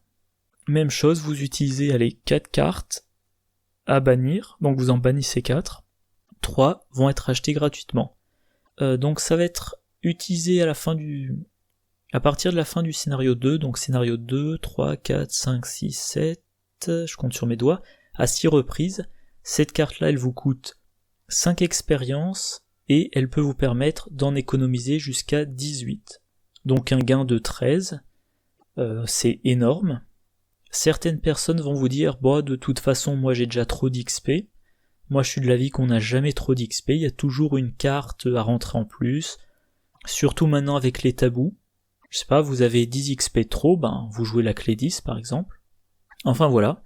Mais c'est quand même très fin comme timing. Évidemment, on veut la rentrer dans son deck le plus tôt possible. Mais si à la fin du premier scénario, on n'a que 5 XP, eh ben on peut pas encore mettre de cartes à bannir. On pourra les mettre qu'après le deuxième scénario. Donc on pourra utiliser l'effet déjà vu plus que 5 fois, fin des 3e, 4e, 5e, 6e et 7e scénario. Et là, on est à maximum 3 x 5, donc à 15. Donc là, on n'a plus que 10 XP de bénéfice. Et c'est en partant du principe qu'à chaque fois, on bannit 3 cartes. Pour être sûr de bannir 3 cartes, il faut soit piocher énormément, ce qui n'est pas forcément gagné en survivant, à moins d'accumuler les partir perdants et les garder courage, ou d'être biclassé chercheur, mais je crois que ça n'existe pas encore survivant avec chercheur en classe secondaire. Bref, si vous voulez vous garantir l'efficacité maximale, il vous faudra mettre plus de cartes à bannir dans votre deck que 3. Et ces cartes à bannir à partir de la 4e, si vous les utilisez, autrement dit si vous les bannissez, eh ben faudra les repayer. Donc pour que ça marche bien, vous voulez avoir au moins 5 XP au premier scénario, idéalement 8, pour mettre déjà 3 cartes à bannir niveau 1, et à chaque scénario, vous voulez bannir 3 cartes, mais pas plus. Et j'oubliais de préciser, 3 cartes qui vous coûtent 1 d'XP. Je reviens sur la liste. Chance ou fatalité, ça vous coûte 2 XP. Donc, déjà vu, ça va vous fournir un rabais de 1, mais elle vous coûtera toujours 1. Peu importe combien de cartes ont été bannies. Si vous utilisez par exemple 2 fois éprouver sa détermination et 1 fois chance ou fatalité, c'est 3 cartes bannies. Pour chaque carte c'est une réduction de 1, mais aussi pour chaque carte il reste encore 1 à payer. Donc quand même encore à la fin du scénario, 3 XP à dépenser pour les racheter. Et que je revienne sur la page, voilà, quelqu'un fait un commentaire. Moi les cartes à bannir je ne les ai jamais jouées.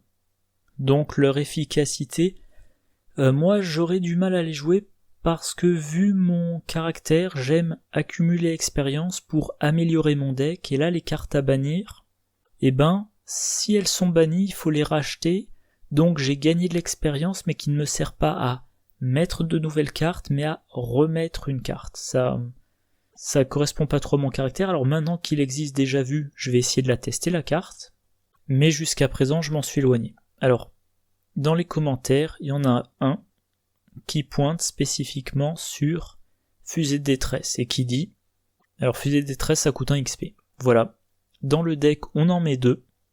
Alors lui parle d'un deck William Yorick et il dit, bah voilà, vous mettez 2 copies, je vais aller sur la page, vous mettez 2 copies de Fusée de détresse dans votre deck, William Yorick il a 4 de force de base, il va faire un combat à plus 3, donc à 7, il va infliger 2 dégâts de plus, donc 3. Éventuellement, il peut attribuer, coup vicieux, pour faire son attaque à 8 de force et pour infliger 4 dégâts. C'est banni. Plus tard dans le scénario, il utilise l'autre copie, pareil, 3 dégâts d'un coup, c'est banni. Il gagne son expérience du scénario, et à la fin du scénario, eh ben, il les rachète gratuitement.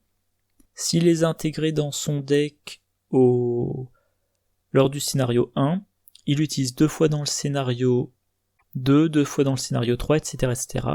Il peut utiliser 14 fois l'effet de la fusée de détresse sans y laisser d'XP.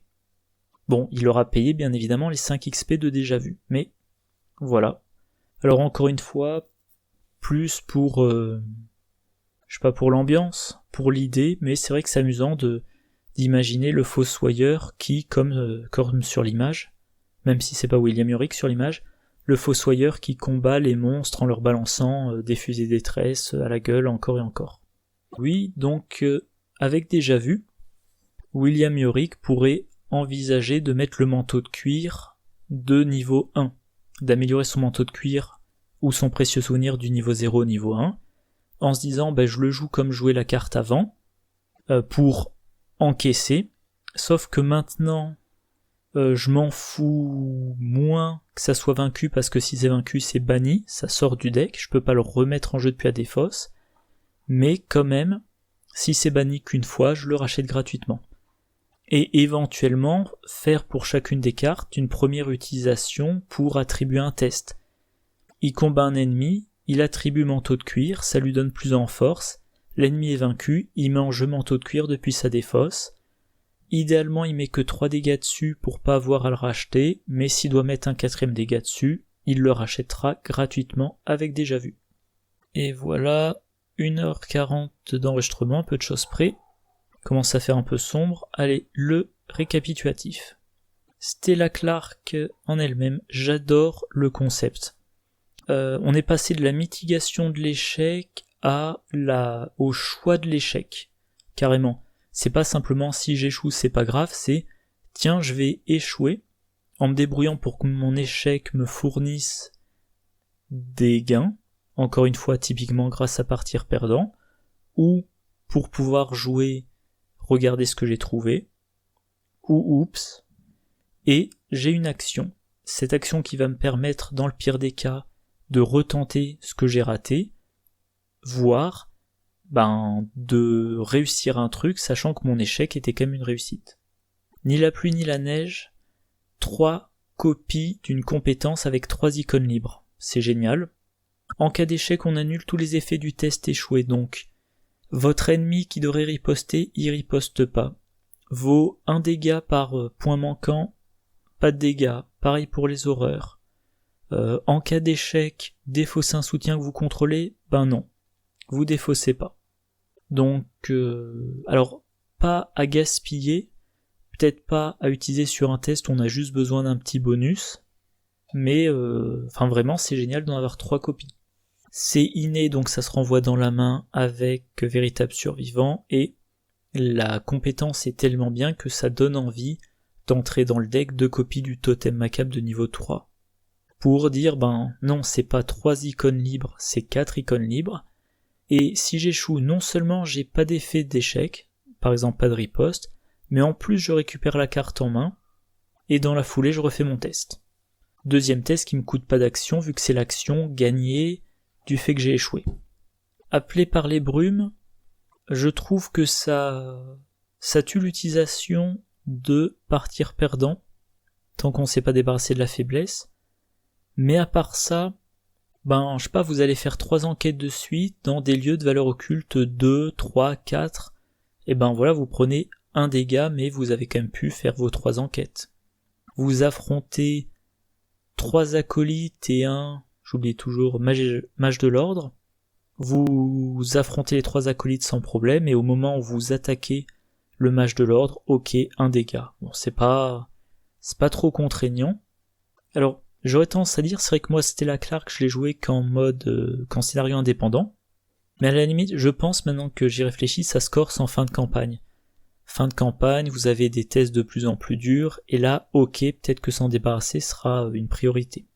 Mais en début de campagne ou en scénario indépendant, avec des difficultés variées et pas trop élevées, ça passe. Atikiphobie, subir une horreur après avoir échoué un test de compétence, ça dépendra beaucoup des investigateurs. Quand je joue Minty-Fan, elle a plein de cartes en main, elle peut booster ses tests de compétences, elle doit pas échouer fréquemment, donc les horreurs ça passe. Une horreur par-ci par-là, ça passe. J'ai un gardien qui a peu de santé mentale, c'est gênant. Si en plus de ça, il a pas une volonté très élevée et qui rate 1 ou 2 tests de reste pourrissant, ça peut être terriblement pénalisant. Deringer 18, la première carte avec un effet, ne dépensez la provision que si elle vous a permis de réussir. Donc 2 en force, c'est bien, plus 1 dégât, c'est ce qu'on veut, et on a la certitude de réussir 2 attaques avec. Donc cette carte-là vous dit infliger 2 fois 2 dégâts. Par contre, combien d'actions il vous faudra pour réussir, à voir. Ah oui, au passage, j'y pense, c'est illicite. Ça entre dans un deck Finn Edwards. Je sais pas si pour lui ça serait particulièrement intéressant. Éventuellement en combinaison avec récup de niveau 2. Il utilise les 2 munitions du Derringer, il se débrouille pour le défausser, il réussit une enquête, il le remet en jeu. Mais bon, c'est un peu lourd. Et tant que j'y suis, la version de niveau 2, que je la retrouve. Voilà, Derringer 18 de niveau 2. Non seulement, si vous échouez, vous consommez pas la munition, mais en plus, vous gagnez un bonus pour votre prochaine tentative. Voilà. Alors, Comte de Grimm, c'est du soin d'horreur, à 4 reprises. Ça vous prend une main, ce qui va vous gêner si vous êtes polyvalent. Si vous êtes polyvalent, vous avez peut-être envie d'avoir une arme dans une main et un objet pour vous aider dans vos enquêtes dans l'autre main. Mais si, en temps normal, un seul emplacement de main vous est nécessaire, dans le deuxième emplacement de main, du soin d'horreur, à 4 reprises, et je vois ça en priorité dans un deck Agnès Baker, pour lui permettre d'utiliser encore plus, a priori 4 fois, son effet, j'ai subi une horreur donc j'inflige un dégât. Voilà, vieux porte-clés encore, cette idée, je dépense les provisions que lorsque je réussis. Enfin là, chaque fois je dis provisions dans le sens générique, hein. Derringer 18 c'est des munitions, vieux porte-clés c'est des clés. À 2 reprises, je réussis une enquête dans un lieu qui a moins 2 de valeur occulte. Et tant que j'échoue, je peux retenter ma chance. Et là, une fois qu'il n'y a plus de clés, on le défausse. Et ça, c'est bien pour le combiner avec... je vais y arriver. Avec récup de niveau 2. Je fais mes enquêtes avec moins 2 de valeur occulte. C'est réussi avec une différence de 2 ou plus. Je récupère un objet dans ma défausse. Par exemple, la précédente copie du vieux porte-clés, ou alors, après avoir défaussé le vieux porte-clés parce que j'avais utilisé la dernière clé, je le remets en jeu pour seulement une ressource. Grand-mère Horn. Bonus de plus 1 en volonté, ok. Et quand vous échouez de 1 de plus ou 1 de moins.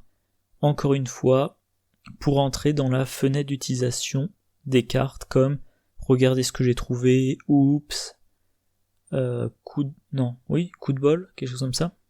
Voilà. Version de niveau 0, quoi qu'il arrive, vous devriez échouer, vous continuez à échouer. Par contre, la version de niveau 3, déjà vous avez un bonus d'intelligence en plus, mais si vous deviez rater de seulement 1, vous ne ratez plus. Et toujours la possibilité d'entrer dans la fenêtre d'utilisation d'une carte. Mystérieux Corbeau. Pour 1, vous le mettez en jeu, et ensuite, pour une horreur, vous découvrez un indice dans votre lieu, en le défaussant. Il faut pouvoir encaisser les horreurs. Pour Agnès Baker, c'est chouette. Action rapide, elle trouve un indice, elle subit une horreur, et grâce à l'horreur, elle inflige un dégât à un ennemi. Éventuellement, ça peut être intéressant dans un deck William Yorick s'il a de quoi encaisser les horreurs. Peut-être William Yorick avec Peter Sylvestre. Voilà, il sacrifie le corbeau pour un indice, il inflige l'horreur à Peter Sylvestre. À la fin du tour, Peter Sylvestre est soigné. Et dès que William Yorick a tué un ennemi, il remet... est-ce qu'il remet justement William Yorick? Est-ce que c'est un soutien?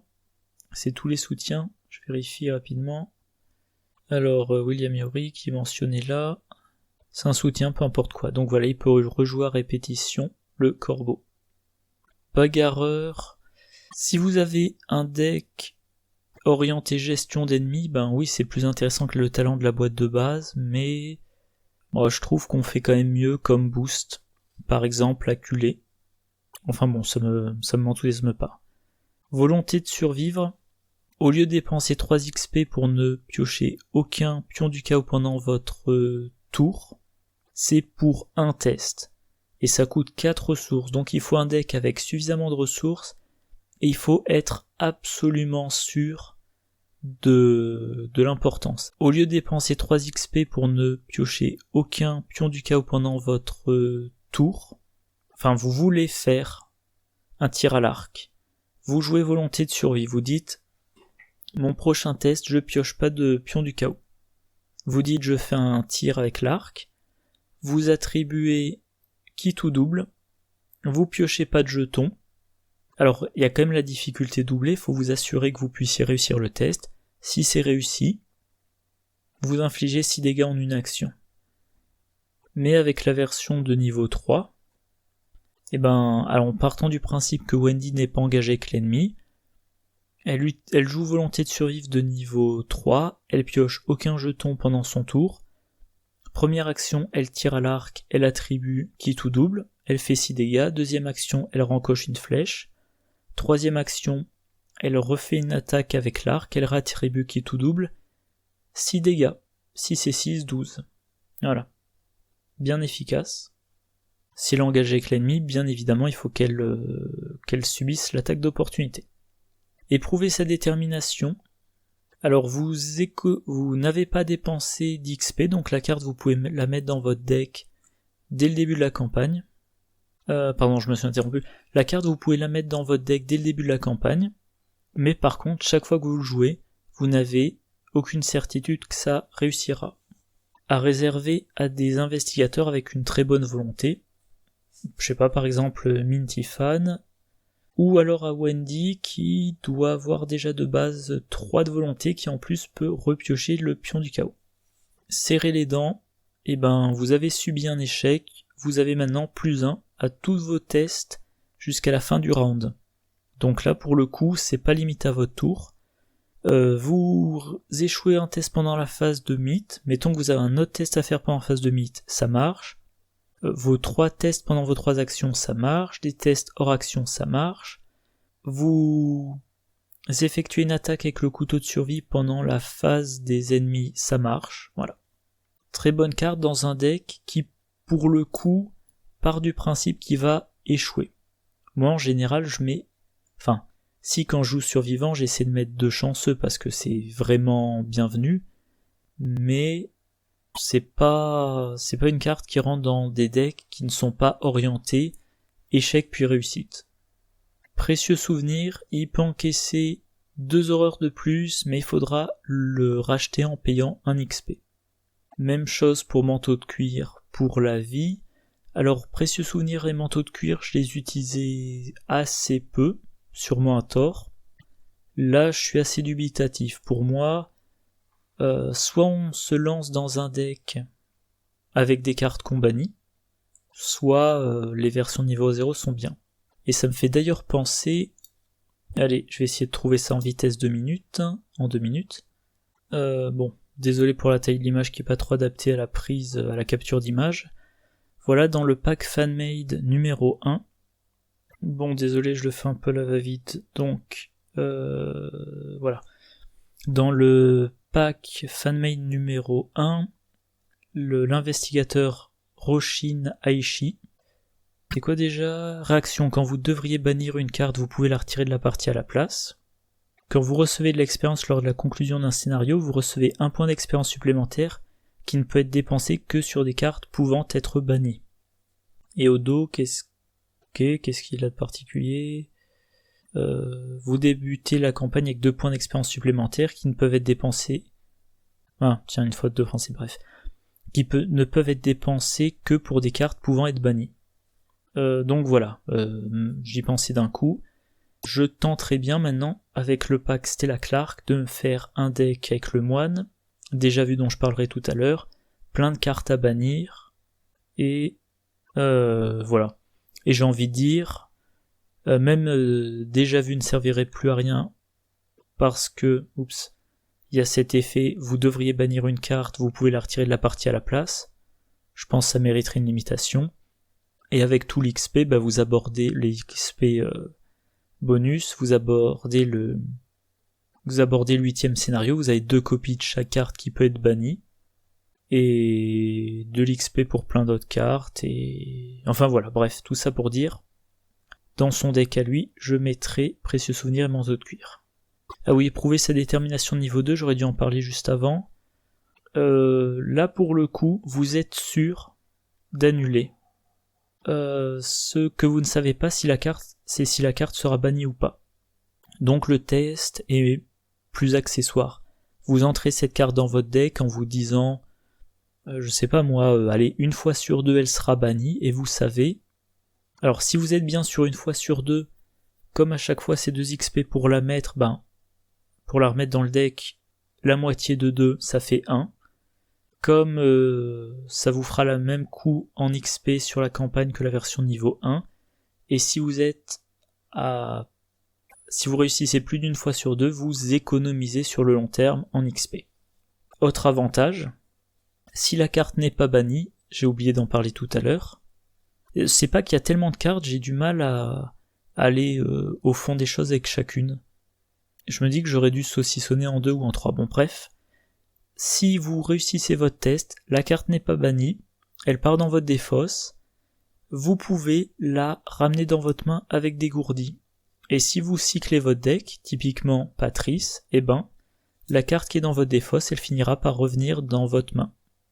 Et maintenant que j'en parle, je me dis, voilà, dans un deck Patrice Hathaway, j'ai vraiment envie de jouer, éprouver sa détermination, et c'est laquelle l'autre ?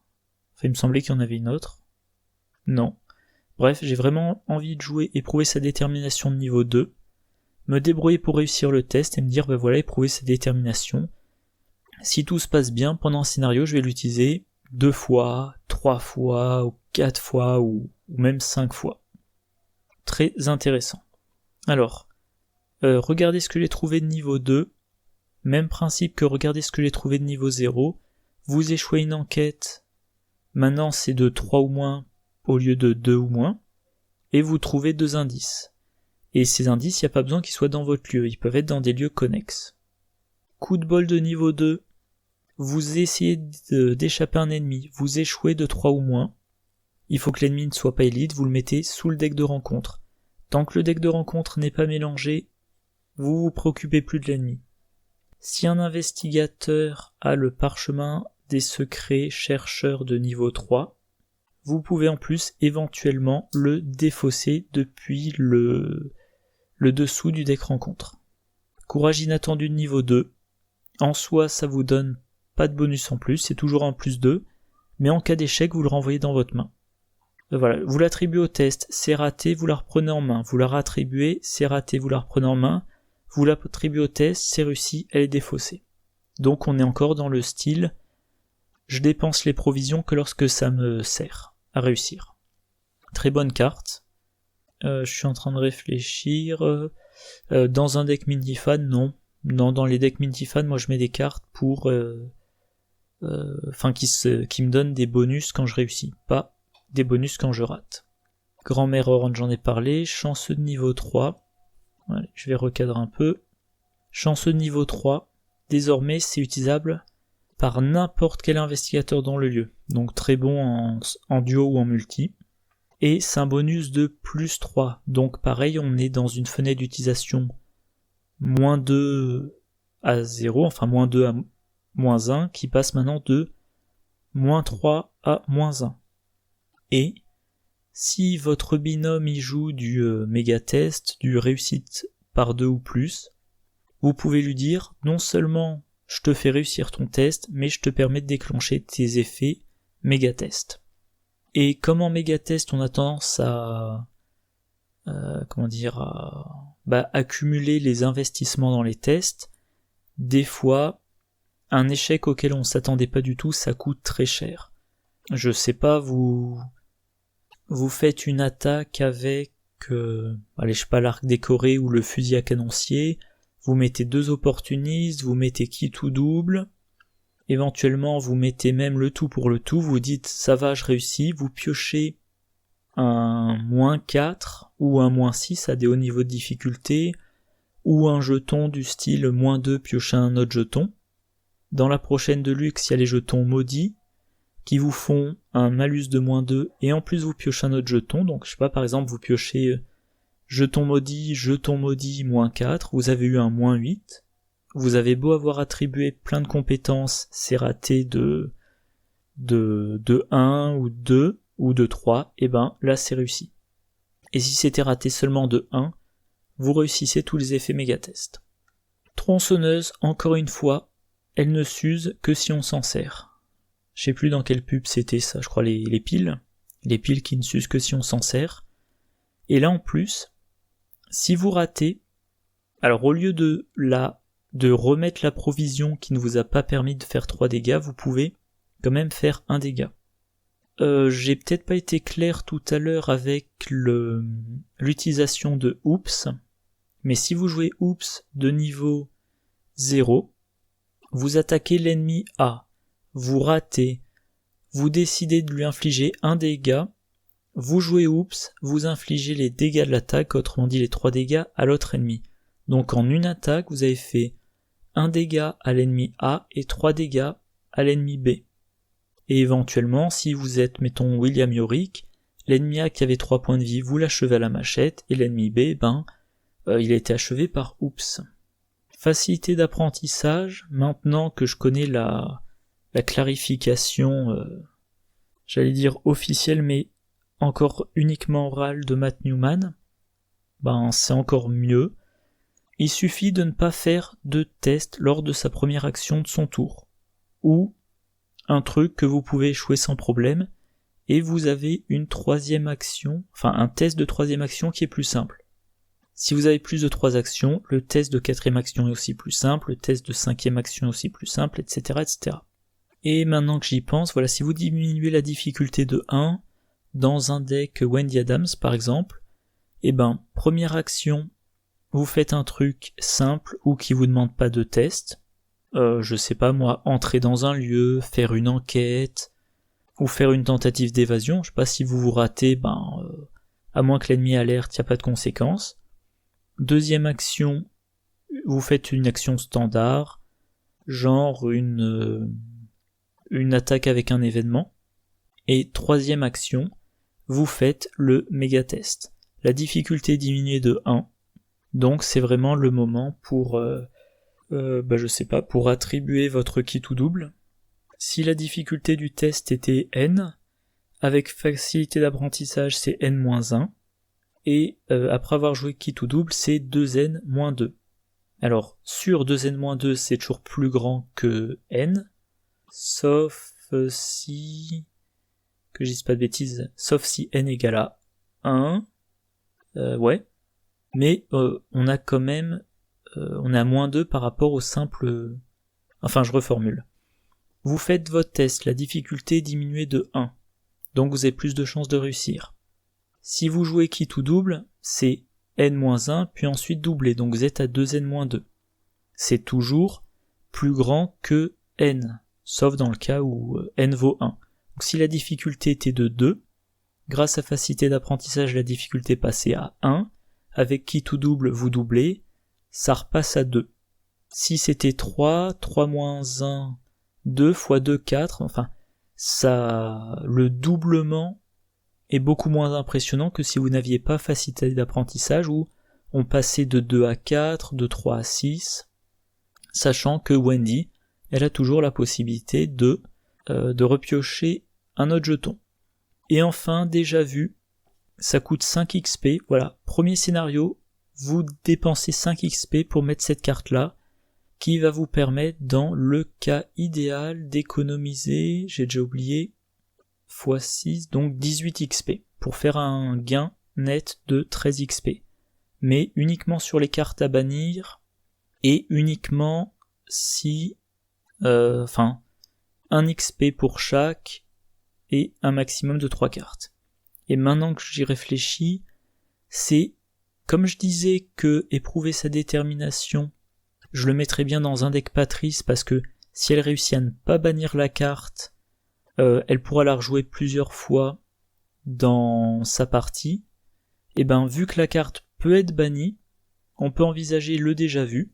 Dans le deck Patrice, voilà, on met déjà vu x2, on met déjà vu, on met éprouver sa détermination x2, on va mettre, je sais pas moi, le manteau de cuir x2 pour encaisser les attaques du guetteur d'une autre dimension. Tant qu'on y est, on met d'autres cartes, genre flair, fusée de détresse, et voilà, à tester. Bon voilà, fini pour ce pack. Ah tiens, à peu près comme pour le deck mystique, un petit peu plus de 2 heures d'enregistrement. Allez, disons 1h45 après montage.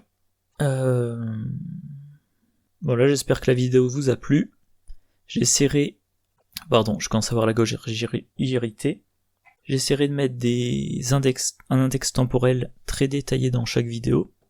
Comme ça, si vous voulez couper, reprendre plus tard, regarder en plusieurs fois. Et bah voilà. Voilà, c'est tout. Allez, je vais m'arrêter là. J'ai aussi envie d'aller manger. Donc je vous souhaite une bonne journée, une bonne soirée, de bonnes parties. Je vous dis à la prochaine. Au revoir.